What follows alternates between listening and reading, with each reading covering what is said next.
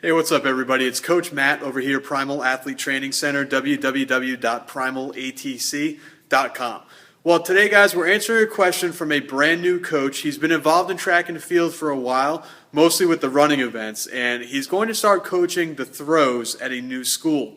And one of the issues that this coach is running into is that basically he now has 3 events that he has to coach. He's got the shot put, the discus, and the javelin. They do javelin in his state, like they should in every state, and the hammer. Excuse me.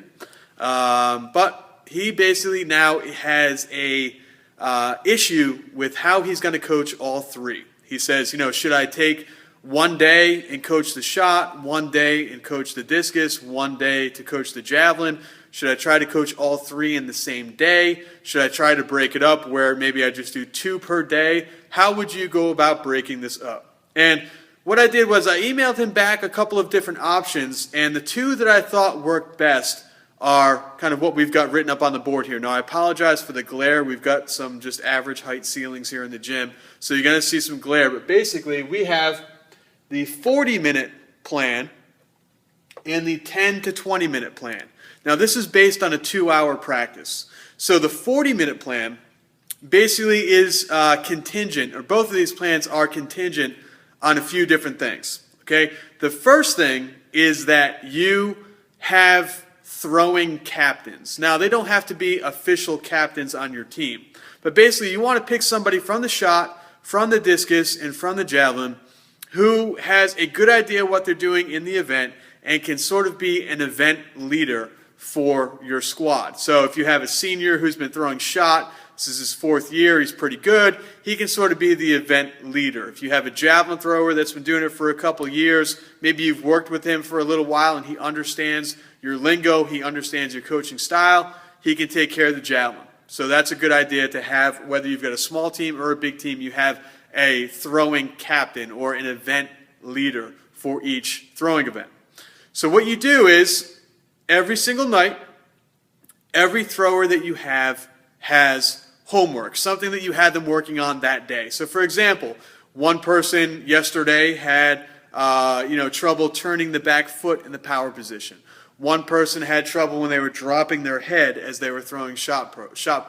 One person had an issue where he was dropping the discus. Everybody had something that they were supposed to be working on yesterday. Okay, so as long as you have a captain or a leader for each throwing event, and everybody knows what they were working on the day before, you can do the 40-minute plan or the 10 to 20-minute plan. Now, what do these mean? Well, the 40-minute plan means that on one day, you start with shot put as your first event that you go to. Now, the discus throwers and the javelin throwers, they're already in their area and they're all ready to go. You go to shot put first. And while you're at shot put, the discus throwers and the javelin throwers are working on what you gave them yesterday. They're working on their issues from the day before, trying to make them good habits. After you're at shot put for 40 minutes, you assign your shot putters some brand new homework, stuff that they will continue to work on when you go to the discus. When you get to the discus, they would have already been working on their homework or what you had them work on yesterday. When you go to discus for 40 minutes, then you give them some new things to work on for the 40 minutes. Then at the end of the day, you go to javelin. Javelin throwers for the past hour and a half, for the past 80 minutes or hour and 20 minutes, would have been working on what you gave them yesterday. You work with them for the last 40 minutes, and as you work with them, giving them new things to work on for the last 40 minutes, the shot putters and the discus throwers continue to work on the new stuff that you gave them that day. So that's a way for you to assign your athletes some new things to work on. While you're not with them, they continue to work on them. And when you are with them, you give them different points to work on. So that's a great way for one coach to break it up to 3 different events. The other way you can do it is very similar, and that's the 10 to 20-minute plan. Basically what you do is you gather everybody around at the beginning of practice, all of your throws from all the events, and you ask them what their homework was yesterday. You ask them what they were working on yesterday. And, whatever the issue might have been, whatever the correction might have been, or the drill that you had them working on, they start off the day doing that. And basically what you do is you make your rounds from event to event to event every 10 to 20 minutes. Now, if you do 20 minutes, say you got, 4 or 5 people, 6 people per event, 10 people per event. You're at one event for 20 minutes. You watch them for 20 minutes. You coach them for 20 minutes. You give them some new things to work on. You move on to the next event. You go to the next event. You watch them for 20 minutes. You give them some new things to work on. Then you go to the third event. You watch that third event for 20 minutes. You give them some new things to work on. Then you've already done 1 hour, 20 minutes for 3 events. You go back to the first event that you did. You watch that event. You make sure that they are still working on what you told them to work on. And you watch them again for another 20 minutes to make sure they're doing it correctly. You move on to the second event. Watch that for another 20 minutes. Make sure they're doing what you told them correctly. Move on to your third event. Do that again for the last 20 minutes of practice. Make sure they're doing that correctly. So that's 2 good ways that coaches can take care of 3 different events like shot put, discus, and javelin. You can also do this with, say, pole vault, or high jump, long jump, triple jump, or whatever your jumping events are, where it's a specialized form event where athletes have drills they need to work on, corrections that they need to make. It's a way of keeping everything in order, keeping everything in line.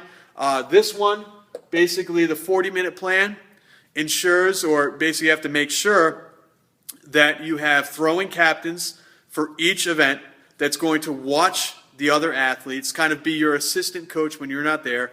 Make sure that the athletes are taking it serious. Make sure that the athletes are, not goofing off so that someone doesn't get clipped in the back of the head with a discus or stabbed in the back of the ankle with a javelin. You want to make sure that's a big thing as well.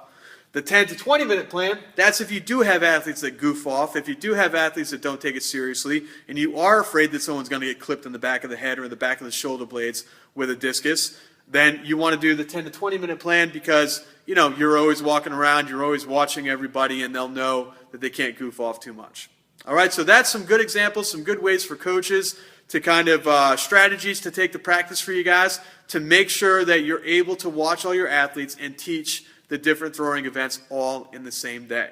Now, the question then becomes, well, what happens if you have someone that does multiple events? Well, they go to shot put when you're at shot put, they go to discus when you're at discus. Or if they're a discus thrower, they follow you from discus to javelin. If they do shot in javelin, they follow you when you're at shot, they follow you when you're at javelin. So they follow you around like a little lost duckling, and basically, they go with you. So if they do multiple events, they're with you for more time.